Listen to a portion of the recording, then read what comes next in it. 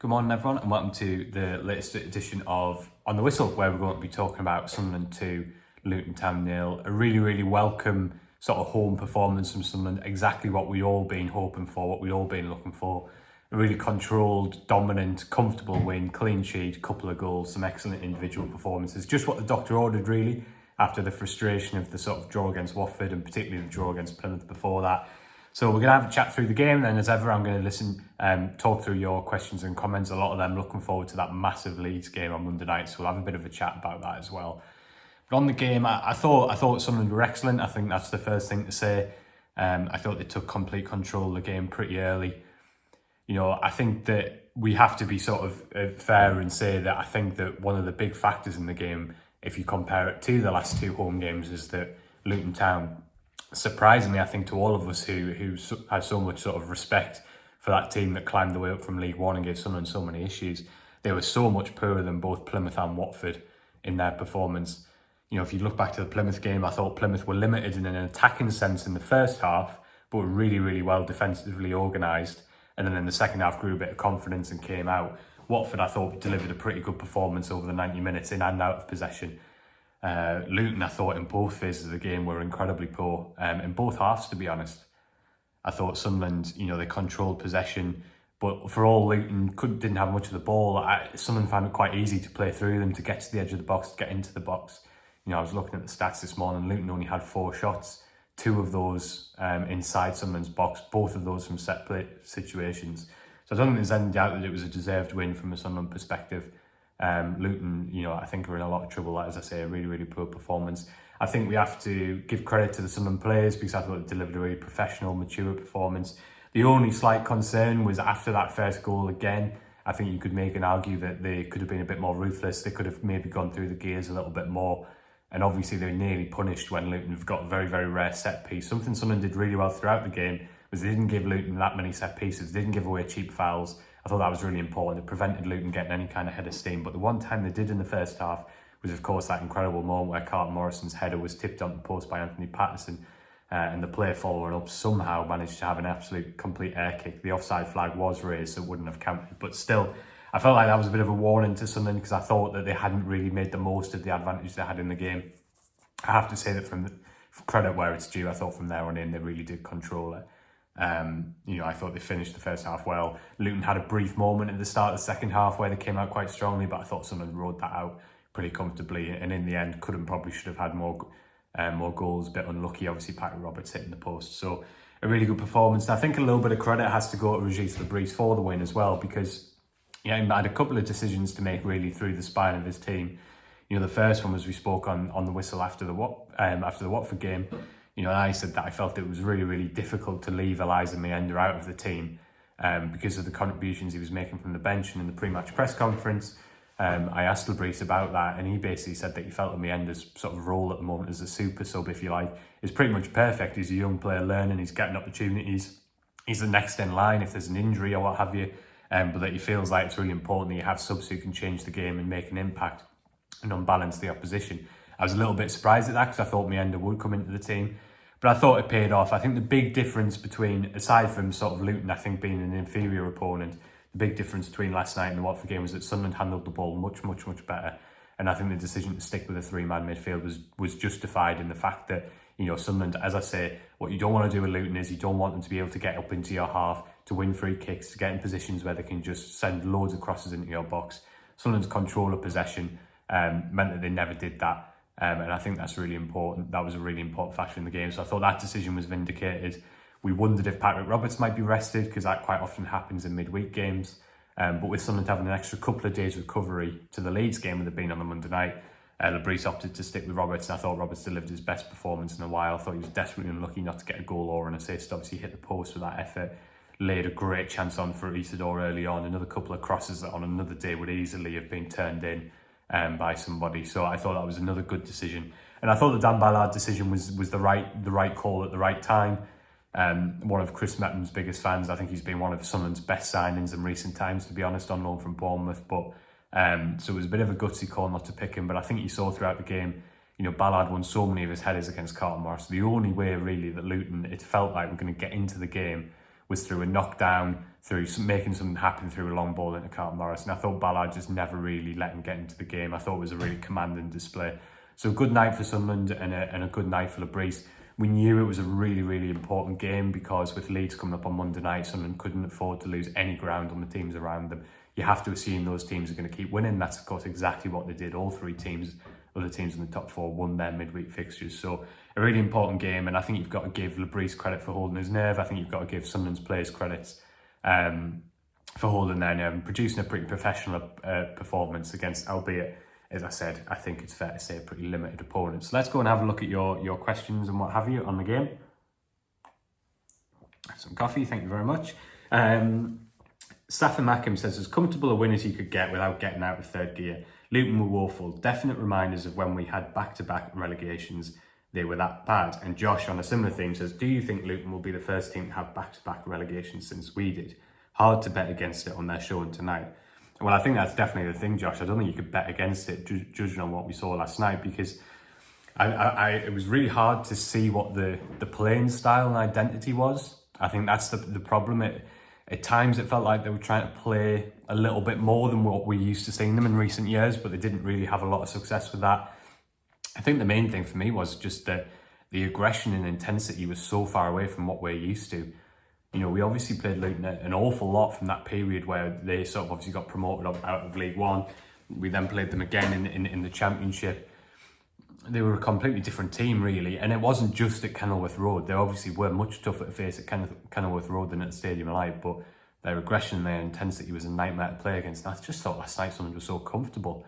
The only team who I think really were as poor as Luton were at the Stadium of Light this season was probably Oxford United, but they've since really picked up under Gary Rowett.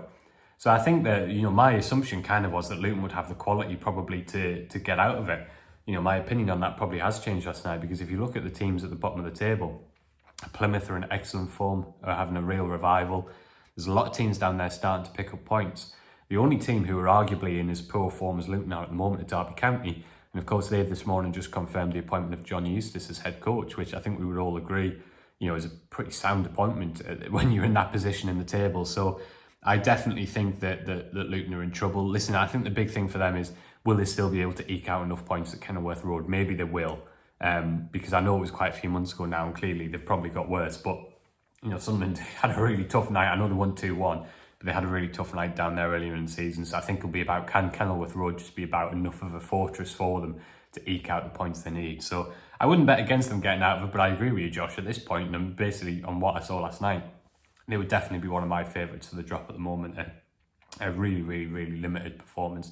Did invest in January, so I guess it'll be, you know, the signings who were in the team last night. I can't say had particularly good games. Maybe they'll settle with a bit of time as the new manager puts his stamp on things. So we'll see how that one goes. But yeah, I definitely think they're in trouble. Got another question. This one was over from YouTube. So as you know, we're starting to do, myself and James, just a little snap reaction video from the press box on the whistle, as well as leaving your questions on Blue Sky. As usual, you can leave them in the comment section under that reaction video. So SAFC Forever says, hi Phil, why was Poveda not even on the bench? So yeah, a bit of an odd one this.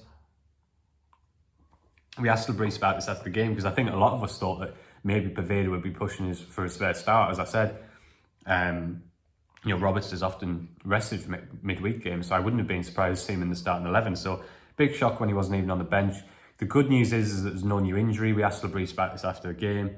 He said that Poveda just wasn't available for internal reasons. He said he wouldn't comment further on that. So I think it's fair to say that it's an internal disciplinary issue, if you like.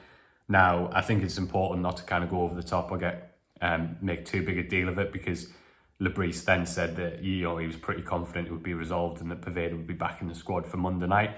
So I think it's fair to say that this is a pretty minor issue. It doesn't sound like, or there shouldn't be any long-term issues with this whatsoever, but for whatever reason, there has been an internal issue, whether that's been late for a meeting or late to arrive at the ground. I honestly don't know, so I'm not going to speculate too much, other than to say is that, you know, Bris said he'd be back on Monday, and so I think from that we can glean that it was a very minor issue. But definitely a shame for Poveda, because I think he would have got some minutes and a chance to sort of push more.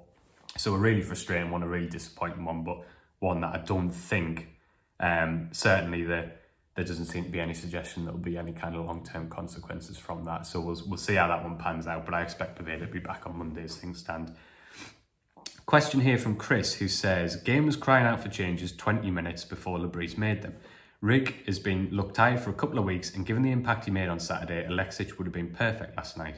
The so-called model of developing these young players only works if you actually play them right. I kind of agree with you a little bit, Chris. I think it's a little bit harsh as well. I don't have any problem with Bris' subs last night. I do agree with you that Rig has looked tired, but I think, as I said, I think the control that Sunderland had over the game justified Bris' decision to start him again last night, especially in midfield. I agree with you that he could have come off a bit earlier than he did. I think it was clear for a while that he was struggling a little bit with fatigue, so I sort of agree with you there. I do think it was the right decision to bring Meander on for Rig. I think, as I said before, I think Meander's really unlucky not to be starting games. I think he has every right to be the first substitute, if you like, and we can see the impact he has against tiring defences. So I didn't have a problem with him bringing Meander on. I thought that was a good sub, albeit I don't necessarily disagree with it. Maybe it could have been made a little bit earlier. And don't forget as well that Meander is basically the same age as Alexic, so bringing him on as regularly as Bris doesn't even starting him. It's shown a lot of faith in young players, so I think it's important to remember that Meander is still, age-wise, an academy player. It's just his performances have been so good that we've kind of reassessed him now. So I see what you're saying about Alexic. I thought he had a real impact on Saturday, and I think he's really got something about him. His pace, really, for a central midfielder is quite remarkable. You don't really often see central midfielders who just through sheer pace can get past players. So it'll be interesting to see. I would like to see him getting more minutes. The one thing I would say on Alexic is, I think from the start, and this goes from player, club, everyone, he was recruited, knowing that it was a long-term project. He didn't have any English when he arrived. Totally new league, totally new culture, hadn't played a huge amount of senior football. I think it's fair to say that was always a signing that was made fundamentally with next season in mind. And I actually think Alexic has made some decent progress. And last night, I think it's hard to quibble. I think Meander was the obvious first sub.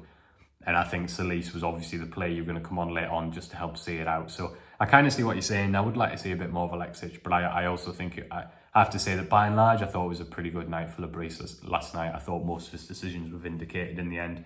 But thanks very much for sending your question in. I agree with you that hopefully we'll see a bit more of Alexic. So I'm going to put in a few questions in one now because they're all on a very similar theme. So Tom Shiney says, a totally professional performance tonight. I thought we didn't really get out of second gear. Enzo is far too good for this league. I think we all agree on that. Someone replied just saying Enzo OMG, which totally agree. I think that's a sentiment everyone would agree with. It looked like walking football at times. Do you think you'll bring Samed in for the Leeds game? Job Sunderland says, back to our old selves tonight. We've got to have a real go at Leeds so we make up ground we've lost in recent weeks. Would you stick or twist regarding selections? And then El Dinsdale says, who do you see playing CB at Leeds next week? Ballard was superb against Luton. Agree with that. I thought, I would have said Trey Hume was my man of the match just because another goal contribution. I thought he was excellent throughout the game. But I think Ballard would be right up there. I thought he just didn't give, as I said earlier, didn't give Luton any way into the game. Is there a possibility of a back three, thinking back to the success we had against Leeds this way last season and the possibility of unleashing Meander and Eastdor together on the break? I think it's not something I'd really considered, to be honest, in terms of three at the back being a way to get Meander and Isidore in the team. So I think it's a really good shout. My instinct is that we'll see Bris name an unchanged team at Leeds. And the reason for that is I think it's interesting you mentioned there about switching to the back three for the Leeds home game last season. And I think away from home we played three at the back, didn't we, as well? Because Pembele played at right wing back from memory. Hopefully I haven't got that wrong, but that's what I seem to remember. I think that Mike Dodds and Bris are really, really different managers. So, and I'm not saying one's better or one's worse, but Dodds would always change the team based on the opponent in front of them. He would change formations, he'd change personnel. Bris is massive on continuity, stability, partnerships on the pitch, imposing yourself on the game. And so I think he'll name an unchanged team. I think he'll want his core partnerships, if you like, to be in place. So that means Neil, Job and Rig in midfield. Roberts out wide, Lefay on the left now, because I think you can start to see he's building that relationship with Sirkin. And I think he'll use Meander as a really strong option from the bench. If Sunderland are chasing the game, I think he'll go to 4-4-2. If Sunderland are well placed, you might well bring him on for Isidore just to keep those fresh legs up front.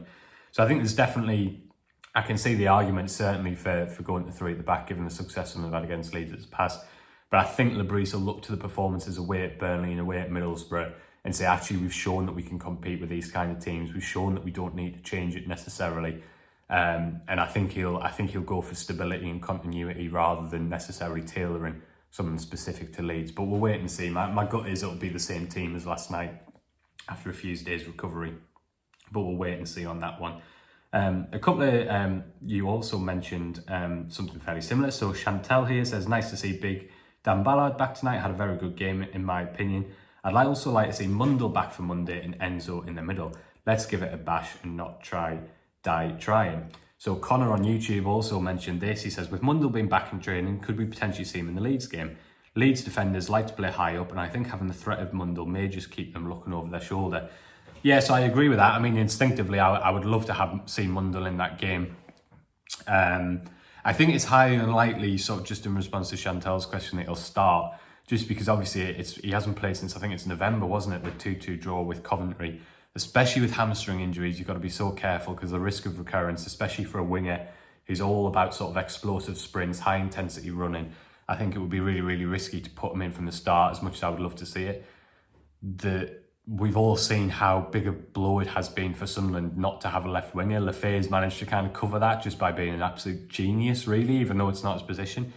But it's been a massive loss, and the absolute worst scenario would be to chuck Mundle in too soon, for them to get another injury which keeps him out for another 6 to 8 weeks, and you potentially lose him for the rest of the season. So I think Sunderland have got to be, although it's frustrating in the short run, I think they've got to be super, super careful with him and integrate him really slowly. Given that he was back in full training at the start of this week, I don't see any reason why he couldn't be on the bench. And maybe he could come on 15, 20 minutes, just really have a goal at Leeds. I think that's potentially an option. So fingers crossed he can make that, because that would be really exciting. Bris's press conference is tomorrow afternoon.